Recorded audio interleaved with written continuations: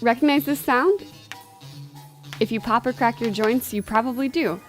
What happens to our joints when we crack them? And is it bad for you? Synovial fluid is this lubricant-like substance that's found in between your joints. It kind of looks like an egg yolk.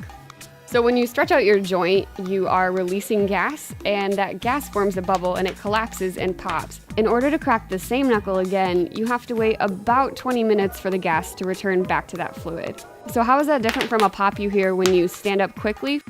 The sound you're probably hearing then is the snapping sound tendons make when they slide between muscles or over bones. When a joint moves, the tendon snaps quickly over it and it makes a popping sound. So is a knuckle cracking habit safe? Probably. Donald Unger was sort of a self-described researcher who chose to pop the joints in one of his hands for 60 years, but not the other one. And he wanted to find out if popping your knuckles would actually give you arthritis. After 60 years of doing it, he found that he didn't have any more arthritis in one hand than in the other. Most medical sources agree with his findings, but there's still a chance it's not good for you. One 1990 study did find that cracking your knuckles over a long period of time led to hand swelling and decreased grip strength, but there hasn't been any follow-up research on that. So while cracking your knuckles might not be bad for you, there's still no guarantee that your popping habit won't annoy the people around you. Oh, amazing!